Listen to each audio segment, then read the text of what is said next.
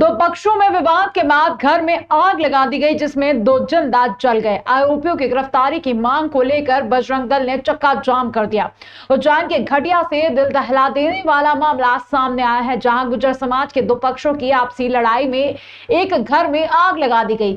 इस घटना में 2 गायों की जिंदा जलने से मौत हो गई। मामला घटिया थाना के पानविहार चौकी अंतर्गत ग्राम पद्माखेड़ी का है। घटना के बाद बजरंग दल ने हंगामा करते हुए उज्जैन झालावाड़ हाईवे पर जाम लगा दिया। वहीं आरोपी को गिरफ्तार करने की मांग की। दरअसल पद्माखेड़ी के रहने वाले ओम प्रकाश गुर्जर ने जिस लड़की से लव मैरिज किया था, उसका पूर्व में शाजापुर के पास देवखेड़ी के रहने वाले आत्माराम गुर्जर से 12 साल पहले सगाई संबंध हुआ था। इस मामले को लेकर आरोपी ने पद्माखेड़ी के रहने वाले ओम प्रकाश गुर्जर के घर जाकर लगातार परेशान कर 90 लाख की मांग की। जब रुपए नहीं दिए गए तो देर रात आरोपी ने फरियादी के कच्चे घर पर आग लगा दी। घटना में घर में बंधी 2 गाय के जिंदा जलने से मौत हो गई। वहीं जब मामला बजरंग दल के संज्ञान में आया तो कार्यकर्ताओं ने नेशनल हाईवे पर जाम लगा दिया, जिसमें 8 से 10 किलोमीटर तक लंबा जाम लग गया। जिसके बाद पुलिस ने तत्काल आरोपी के खिलाफ नामजद प्रकरण दर्ज कर विवेचना में लिया और बजरंग दल के विरोध के बाद आरोपी की तलाश में जुट गई। बजरंग दल ने आरोपियों की 24 घंटे के अंदर गिरफ्तारी की मांग मान लेने के बाद चक्का जाम खुला।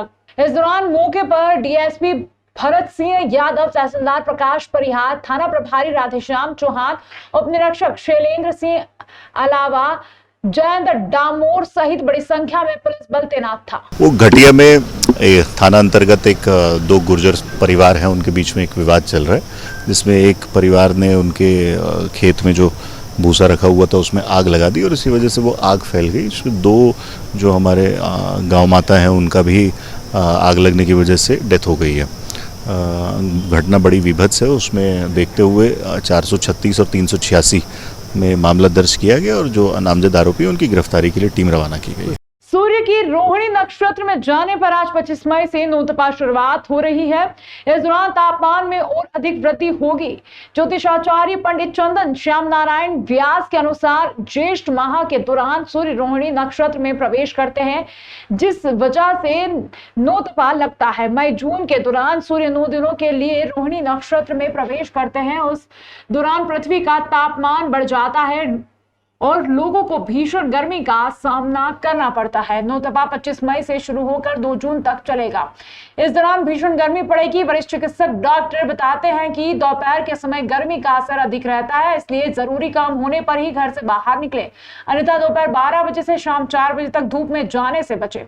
गर्मी में पसीना आने से शरीर में पानी की कमी होती है, इसलिए पानी ज्यादा मात्रा में पिए। इन दिनों उज्जैन भट्टी की तरह तप रहा है। गर्मी ने 8 साल पुराने रिकॉर्ड को तोड़ दिया है, जहां दिन का तापमान 45 डिग्री पर पहुंच गया है। इसके पहले 15 मई 2015 के दिन भी कुछ ऐसा ही तापमान रिकॉर्ड किया गया था, लेकिन इस बार की विशेषता यह भी है कि लगातार 6 दिन से पारा 42 डिग्री के पार है।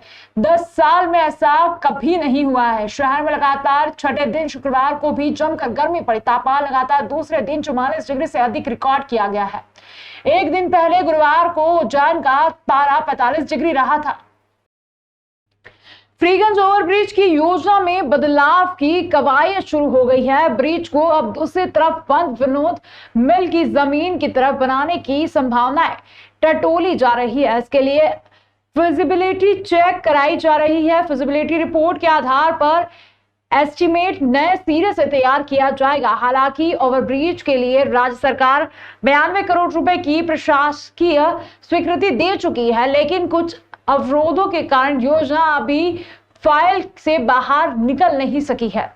सीएस 2028 को दृष्टिगत रखकर सरकार ने फ्रीगंज ओवरब्रिज के समांतर नया ब्रिज बनाने के लिए विधानसभा चुनाव से पहले 92 करोड़ रुपए की योजना मंजूर की है। इसका टेंडर जारी करने की भी कवायद हुई है। बाजार में भोपाल में योजना आधार में पड़ गई है, लेकिन बाद में भोपाल में योजना आधार में पड़ गई है। पहले सरकार ने इंदिरा गांधी प्रतिमा चौराहा से महापौर बंगले के सामने से होकर चामुंडा माता मंदिर चौराहा तक ब्रिज बनाने की योजना को मंजूर किया था। भोपाल स्तर से नई योजना पर काम किया जा रहा है। इसके तहत ब्रिज को विनोद मिल की तरफ बनाने की संभावना टटोली जा रही है। इस सिलसिले में पिछले हफ्ते रेलवे अधिकारियों के साथ लोक निर्माण विभाग, ब्रिज सेतु विभाग के अधिकारियों के साथ प्रस्तावित योजना का निरीक्षण किया गया। अब विभाग पीएचई और एनपीईबी से एस्टीमेट ले रहा है। इस आधार पर खर्च की लागत निकाली जाएगी। यह राशि कितनी होगी, इस पर भी ब्रिज की योजना निर्भर करेगी। नई साइट बंद विनोद मिल की जमीन की तरफ है। विनोद मिल की जमीन को शासकीय घोषित किया जा चुका है। इस कारण इस तरफ सरकार को मुआवजा ज्यादा नहीं देना पड़ेगा। इससे ब्रिज निर्माण की लागत कम होने की संभावना बताई जा रही है। फ्रीगंज ओवरब्रिज से लगी विनोद मिल की 18.018 हेक्टेयर जमीन को सुप्रीम कोर्ट द्वारा सरकारी घोषित किया जा चुका है।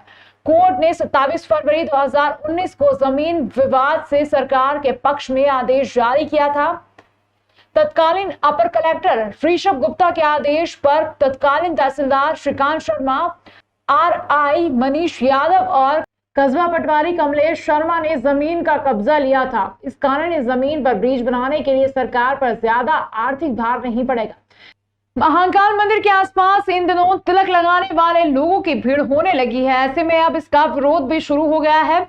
आपको बता दें कि इन दिनों में महाकालेश्वर मंदिर के आसपास उज्जैन सहित कई प्रदेशों के लोग तिलक लगाने के नाम पर एक बड़ा धंधा चला रहे हैं, जिसमें वह 10 रुपए, 20 रुपए और 50 रुपए से अधिक लेकर श्रद्धालुओं को मनचाहा तिलक लगाते हैं और पैसा कमाते हैं। हिंदू धर्म के अनुसार तिलक और कलावा बांधने का एक अपना नियम है, जो कि ब्राह्मणों द्वारा मंत्रोच्चारण के साथ ही किया जाता है। लेकिन आजकल हर कोई चप्पल जूते पहनकर तिलक लगा रहे हैं। महिलाएं, पुरुष, बच्चे ने बिजनेस बना लिया है। प्रशासन को इस ओर ध्यान देने की बहुत आवश्यकता है। तिलक लगाने को लेकर मंदिर के पुजारी महेश गुरु ने मीडिया से चर्चा में कहा कि यह एक फैशन हो गया है। अब शहर में कोई कुछ भी करेगा तो उसे कोई रोक नहीं सकता। यह शासन प्रशासन का काम है। पुजारी ने कहा कि यह तो फैशन हो गया है। अब भक्त बड़े बड़े तिलक लगाकर अपने आप को भक्त मानते हैं। यह उसका पुण्य है या उसका पाप है या उसका दोष है, यह सब उसी के हिस्से में आता है। लेकिन जो भी श्रद्धालु मंदिर या तीर्थ स्थल पर जाता है तो मंदिर के विधिवत पुजारी से ही उसे तिलक और कलावा बंधवाना चाहिए। साथ ही अगर वह किसी तीर्थ स्थान या घाट पर गया तो घाट पर बैठे ब्राह्मण से ही यह कार्य करवाना चाहिए, वही मान्यता रखता है। अगर इसके अलावा किसी अन्य से वह तिलक लगाकर सेल्फी लेता है तो फोटो खिंचवाना है तो यह भाव फैशन का है, पाप है या पुण्य, सबका जिम्मेदार केवल श्रद्धालु ही होता है। ये एक सनातन का फैशन बन गया। हर आदमी आता है, पर्यटक के हिसाब से बात करता है। तो आजकल ये तिलक लगाना, पूरे माथे पे तिलक लगाना, गालों पे तिलक लगवा लेना, गालों पे फूल बनवा लेना, ये एक फैशन से बन चुकी है युवाओं में। ये एक फैशन है। जैसे टैटू बनाने का फैशन है, ऐसा ये भी तिलक है। लेकिन जो आध्यात्मिक दृष्टि से तिलक लगाए जाते हैं वो तीर्थ स्थलों पे होते हैं। मंदिर में कोई व्यक्ति जाता है और उसे तिलक लगाया जाता है तो उसके साथ मंत्र बोल के आशीर्वाद दिया जाता है। नदी स्नान पे कोई जाता है और नदी पे स्नान करता है और ब्राह्मण को जब वो कोई स्नान करने वाला भक्त दक्षिणा देने जाता है तो उससे वहाँ के जो ब्राह्मण है वो तिलक करते हैं और उसको आशीर्वाद देते हैं। लेकिन ये जो मंदिर के आसपास जो तिलक लगाते हैं ये एक फैशन है। ये कहीं से भी धार्मिक दृष्टि से उचित नहीं है। आगर रोड पर स्थित आकाश फिलिंग स्टेशन पर प्रारंभ हुआ सीएनजी फिलिंग स्टेशन। चालकों को पूरे प्रेशर के साथ 24 घंटे मिलेगी। सीएनजी अवंतिका गैस लिमिटेड द्वारा आगर रोड स्थित हिंदुस्तान पेट्रोलियम कॉर्पोरेशन लिमिटेड के petrol pump Aakash filling station Agar road Ujjain पर सीएनजी फिलिंग स्टेशन प्रारंभ किया गया। यह ऑनलाइन स्टेशन है जहां पाइपलाइन के माध्यम से वाहन में गैस भरी जाना प्रारंभ हो गई है। इस ऑनलाइन स्टेशन की विशेषता यह है कि यहां पर वाहनों में गैस हाई प्रेशर से भरी जाती है, जिससे वाहन चालक एवं उज्जैन आने वाले तीर्थयात्रियों का समय भी बचेगा। ऑनलाइन सीएनजी फिलिंग स्टेशन प्रारंभ होने से इसका लाभ उज्जैन शहर ही नहीं अपितु संपूर्ण जिले को मिलेगा। वर्तमान में आगर रोड पर उज्जैन से महिदपुर आगर नागदा तक कोई भी ऑनलाइन सीएनजी फिलिंग स्टेशन नहीं है। इसका शुभारंभ हिंदुस्तान पेट्रोलियम के मुख्य महाप्रबंधक एएस रेड्डी, अवंतिका गैस के मुख्य कार्यकारी निदेशक झा एवं अवंतिका गैस के महाप्रबंधक राजेश जैन के आतिथ्य में हुआ। उद्घाटन के बाद अतिथियों का स्वागत पंप संचालक गोपाल माहेश्वरी, आकाश माहेश्वरी, भूपेश गुप्ता, पंप मैनेजर बशीर खान सहित पेट्रोल डीजल डीलर्स एसोसिएशन के सदस्यों ने किया। कार्यक्रम के बाद अतिथियों ने बताया कि केंद्र सरकार एवं पेट्रोलियम मंत्रालय द्वारा क्लीन एनर्जी, ग्रीन एनर्जी के लिए कार्य किया जा रहा है, जिसके तहत यह स्टेशन प्रारंभ किया गया है। पेट्रोल पंप संचालक गोपाल महेश्वरी ने बताया कि हमारे पंप पर ग्राहक सुविधा का विशेष ध्यान रखा जाता है। ग्राहकों के लिए निःशुल्क हवा, नाइट्रोजन गैस, आरओ युक्त ठंडा पानी, महिला एवं पुरुष के लिए पृथक पृथक शौचालय आदि सुविधा उपलब्ध है। इसी कारण आकाश फिलिंग स्टेशन HPCL का मध्य प्रदेश का सर्वाधिक बिक्री वाला पेट्रोल पंप है।